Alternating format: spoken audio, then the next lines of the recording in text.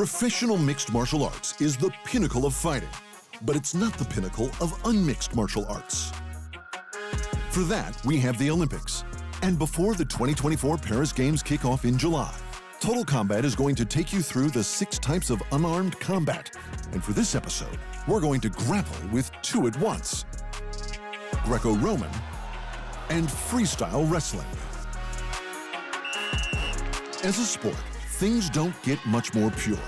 2 athletes with no assisting equipment go mano a mano, which means hand-to-hand and not man-to-man, with no striking allowed, in a test of strength, speed, skill, and endurance. In terms of the Olympics, though, sports don't get much more OG. Since 708 BCE, that's 2,732 years ago, wrestling has been a key part of the Games. But the sport goes back much further than that. Wrestling is one of, if not the oldest sport on the planet. All across the globe, sculptures, reliefs, and even cave drawings, which date back to around 15,000 years ago, depict wrestlers using various holds that are still used in the present day. Greco-Roman wrestling, which is for the men only, is based on the ancient upright version of the sport. This mandates that athletes can only use their upper body and arms to attack their opponent above the waist. What this means is you won't see any single or double leg takedowns in Greco-Roman wrestling. You won't even see any trips. Instead, you'll see seemingly superhuman feats of strength, because Greco-Roman wrestling is all about the throws. While freestyle wrestling, which is for both the men and women, is also about strength, the ability to attack an opponent below the waist, and the ability to use your legs to execute attacks and holds, puts an added emphasis on explosive speed. Throws in freestyle are still possible, but they're not as common. That's because trips and the ability to control an opponent's legs make for much more efficient ways to execute takedowns. And speaking of common, for both variations, the action takes place on a circle with a 9-meter diameter. This includes a 1-meter band called the passivity zone. The circle is centered on a 12 by 12 meter square mat for safety, and bouts consist of 2 3-minute periods with a 30-second break. In both Greco-Roman and freestyle wrestling, matches start with the wrestlers facing each other on their feet, standing 1 meter or around 3 feet apart. From there, the aim is simple, but incredibly difficult.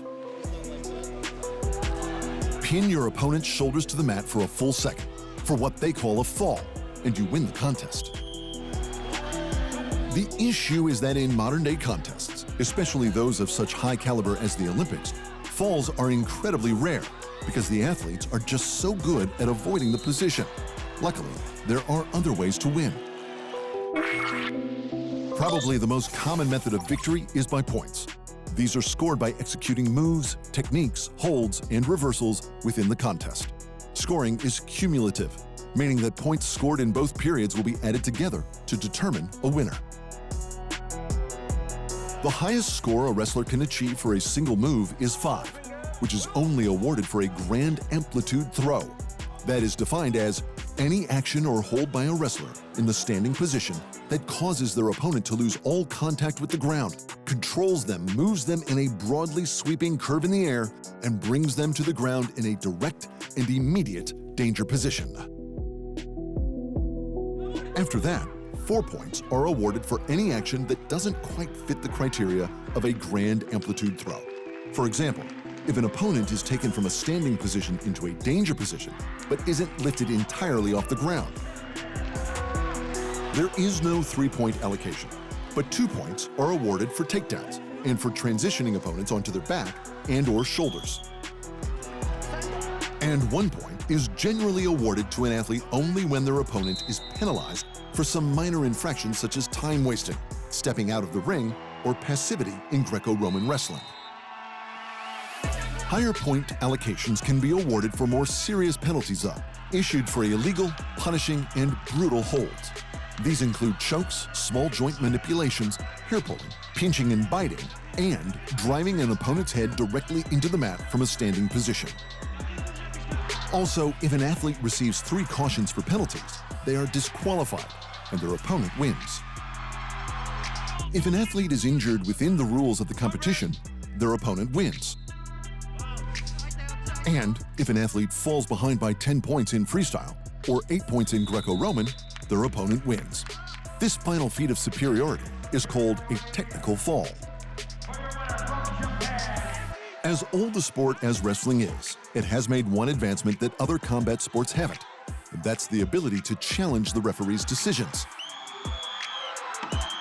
If a coach disagrees with a point allocation or penalty, they can have the judges watch a replay of the vision, but they have to get it right. A rejected challenge means they get no further challenges. In terms of wrestling's crossover into mixed martial arts, it's the be-all and end-all for the Olympics. Practically every American UFC champion who has ever held a belt got their start in wrestling. As did most Russian and Eastern European champions across MMA. Greco-Roman's upright stance and ability to dominate in the clinch gives them a huge advantage with dirty boxing. Just look at Randy Couture and his 5 UFC title reigns across 2 divisions. Greco-Roman wrestlers also tend to have powerful punches. Multi-weight Pride legend Dan Henderson wasn't quick, but when he landed the H-bomb, it was lights out. Just look at what he did to Michael Bisping when Hendo didn't even win. And every time you see anyone shoot in on a double or single leg takedown, which is almost every single fight these days, you're looking at freestyle wrestling in action. Ben Askren was an Olympic freestyle wrestler of prodigious talent who went on to become a Bellator and 1 championship title holder.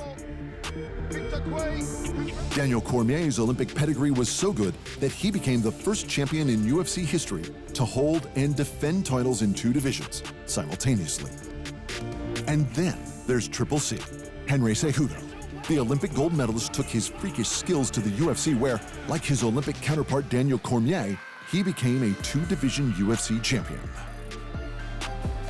So far, wrestling is the #1 most effective sport in the history of MMA, and you won't find wrestlers better than at the Olympics.